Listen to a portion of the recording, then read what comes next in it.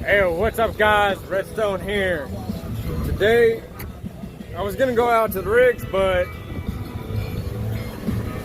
the swell was pretty rough. If you go onto my Facebook page, you'll be able to see a video on it and see the beginning of the rough. And then it just kept on getting worse. Now it looks like it's getting better. But today I'm just gonna do a video on what you need and how to take a kayak out through the surf to do some nearshore, offshore fishing, and how to bring it back. So I'm gonna go ahead and start with what you need, and we'll go from there. Alright, so first off, you need your kayak. Don't mind that it's missing a seat. I haven't put it in yet. But you need your kayak. Sit on top is very much preferred. I would highly recommend not using a sit inside kayak because you're going to be getting a lot of water just going out into your kayak, no matter what. So sit on top, yes. Sit inside, no. But other than that, of course, you need your fishing gear, fishing poles, something that's gonna hold your stuff. If you don't have a compartment like that one does, and you're gonna want something to kind of net over it, so that if you do end up flipping over, it's not gonna fall out from in here. And kayaks usually come up with bungee cords on them already, but I'd highly recommend getting more bungee cords to just strap everything down. Make sure that if you do end up falling over, it stays in your kayak. So of course you got your fishing gear, measuring board. Next thing is going to be your kayak vest, your life vest. It is hefty fine if you get caught without it, and it's there for your safety. So you know that is the one of the number one things that you need to bring. And of course, always bring pliers. You can go out there with some lures, some spoons, and you'll still get some sharks biting on them. They will, with if you got treble hooks, it is a pain in the rear end to get them out of their mouth with your bare fingers. Another thing is, now most of the time you're not going to get fined for it, but it is there's always the chance. Bring a blowhorn or a whistle.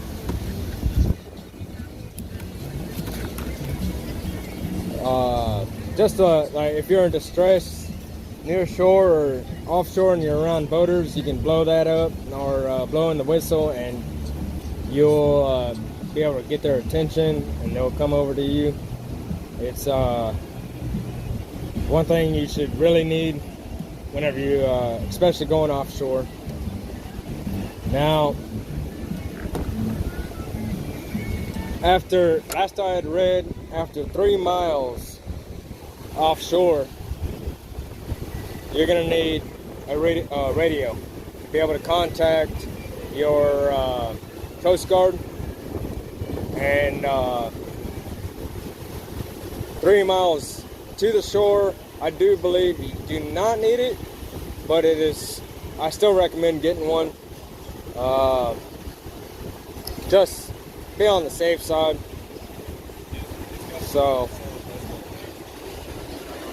radio, yes, blowhorn or whistle, something to get the hooks out of the fish's mouth, because a lot of the fish out there, most of them have quite a bit of teeth. So, and then of course you have to have your live vest. And I would highly recommend bringing a ice bag, not an ice chest, but an ice bag. Either one of these, something like that, or something that's actually made to keep fish in. You want to bring some waters out there with you, something to drink, and also to keep your fish in, because I would not recommend using a stringer. There are sharks out there that will go after your fish, and all those keepers you caught, well, they're shark food now. So other than that, got your kayak, your fishing gear. I'm not going to go up into any detail on fishing gear because it's all preference. Your life vest, your blowhorn, and your don't mind the beer, your pliers, and your radio. And also, you're gonna want to wear or have a flag out on your kayak, something vibrant where other boaters can see you, because you being low to the water, a lot of times they might not be able to see you. And just a bunch of stuff like bungee cords or something that will strap your gear to your kayak, so that way you do not lose your stuff. You've already paid too much money on it, I can guarantee you it. So other than that, let's get out there, and I'll show you how to go through the surf get through the surf out there. I'm gonna drop a bait, some shark bait, while I'm doing that. Hopefully I can get on some shark tonight, and then I'm gonna show you how to come back in. So with all that being said, let's get to it.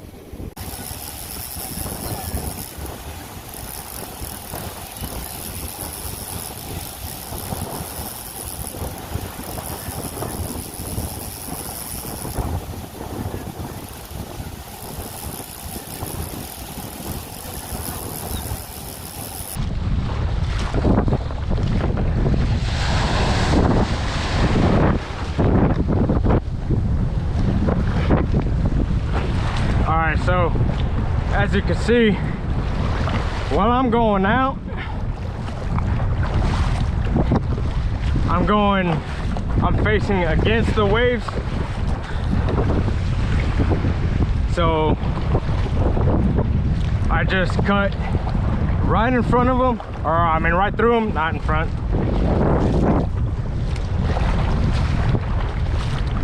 And you want to keep your kayak nice and straight out. You don't want to have it slanted out while you're going through the surf.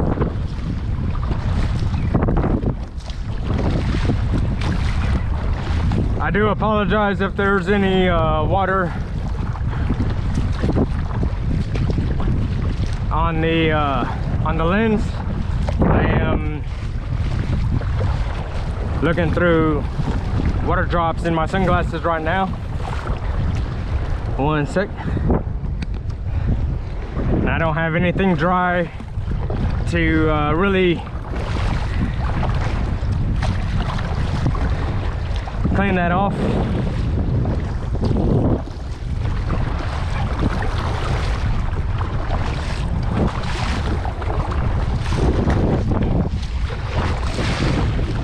I'm just happy that the surf has actually calmed down quite a bit. The water. I mean, it's still pretty, a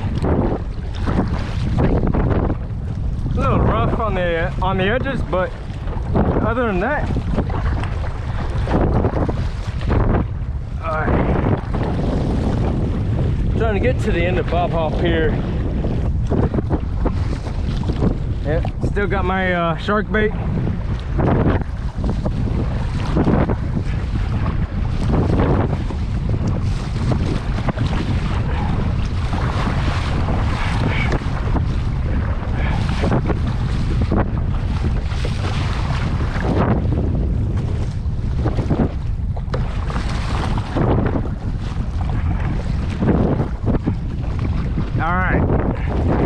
Getting towards the end, hopefully. I don't think they demolished too much of it. I think they're just going on the top right now.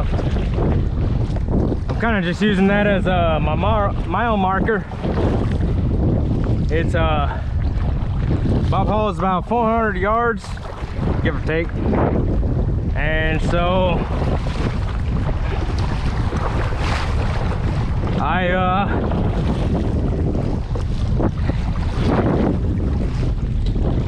kind of going off of that.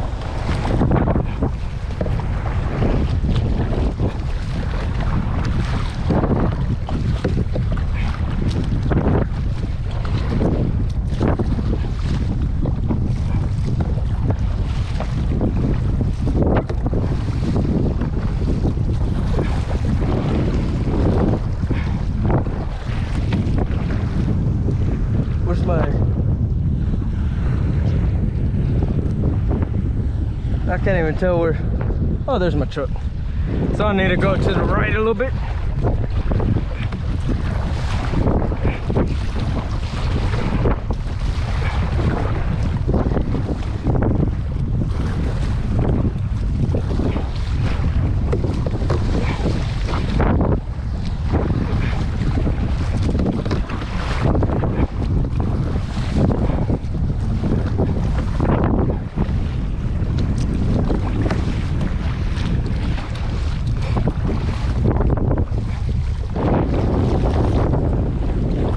Look at my mile marker, just a little bit longer.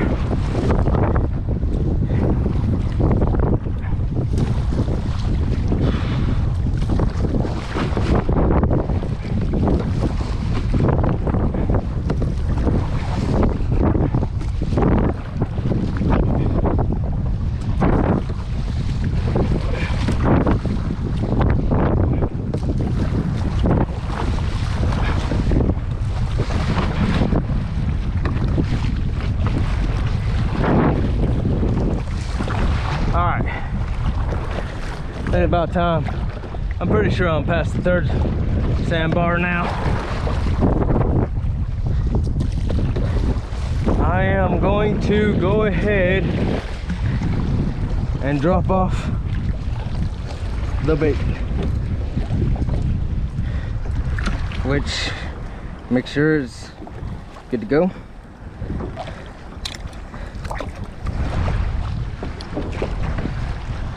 All right, what are you stuck on?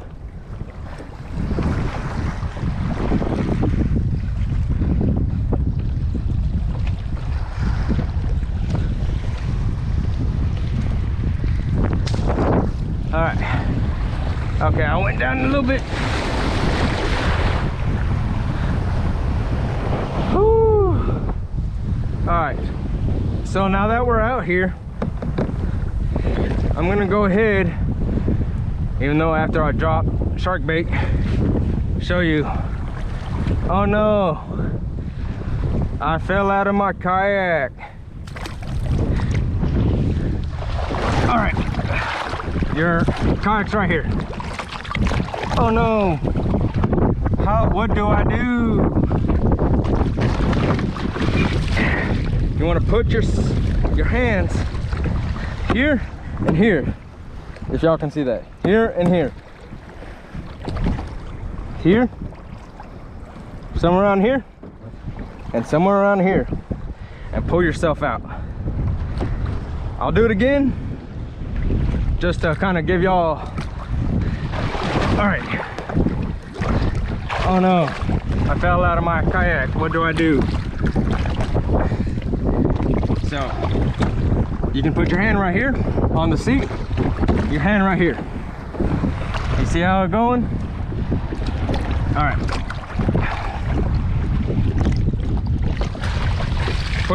Pull yourself together. I took too long. Don't take too long. Get yourself, just kind of push yourself up. And that's how you get back into your kayak. It's, I'm skin and bones, as you can see. So it's a lot easier for me to be able to get back into the kayak. Now with someone that's a lot heftier than me, a lot bigger than me, a lot, you know, more than me, you're going to want to kick your feet up while you try to get back into your kayak. I wish I can give you a better look at it, but as you can see, I don't have anyone out here with me. I am looking for anyone that does want to go out through the surf with me. So if you're in the Corpus Christi area, Port Aransas, Rockport, Portland, and you want to come out here with me, give me a shout out on ooh, good thing I didn't fall on him. So and then maybe another time I'll be able to show you a better video on how to get back into your kayak if you ever fall out.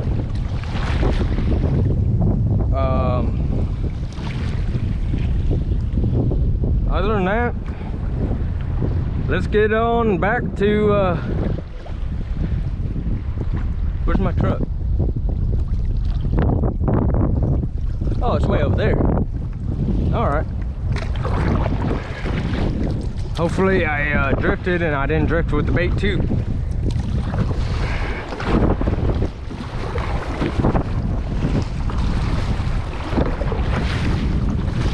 Now, whenever you're going back inshore from going through, from either going out to the oil rigs or doing some nearshore fishing here, you want to at least know where you're parked, where your truck is, because that way you can just surf your kayak back into where you're parked. Now there's two ways of going back in. There's one way of surfing straight back in. Now for a kayak this size and with how this kayak is made, that is the best way to do it, is to surf your kayak whenever a wave hits you, surf it straight back in. Now if you have a longer, heavier kayak than what this one is, you're going to want to kind of surf it like a surfboard, I guess you could say. You're gonna want to lean into the wave, and whenever it hits, and then kind of just ride it in somewhat. You're not gonna come in as fast as you would as a kayak like this one. This is only a 9-foot kayak, so it's not as heavy, not as long, and you always, whenever you're coming in through the surf, the one thing I always highly want to let y'all know is keep an eye out to your rear. That is what you're mostly wanting to keep your eye out on. You don't want any waves to sneak up on you. So like a wave like that, it can knock you over. Oh, maybe not a small one like this. These are actually pretty small, but even the small ones can knock you over.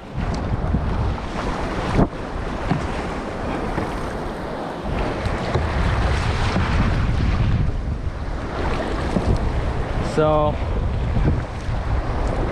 once we get to another the other sandbar, it'll start to take us.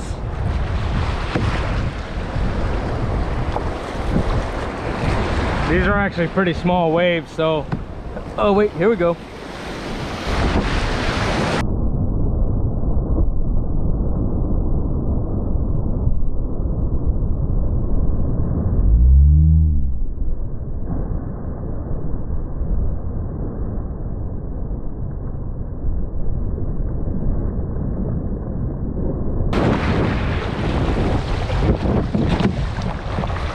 Sometimes even when you're ready, it'll still get you.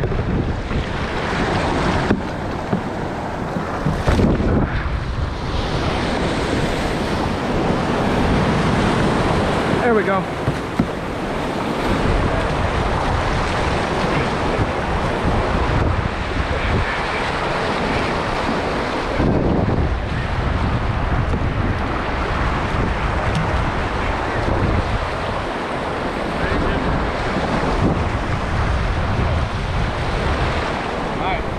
Man, I try to...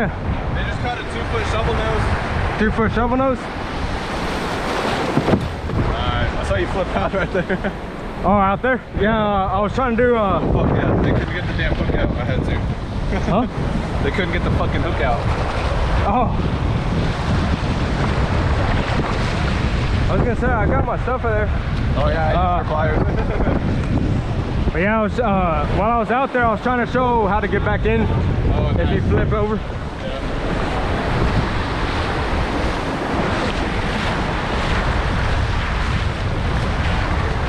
And then me trying to show how to surf in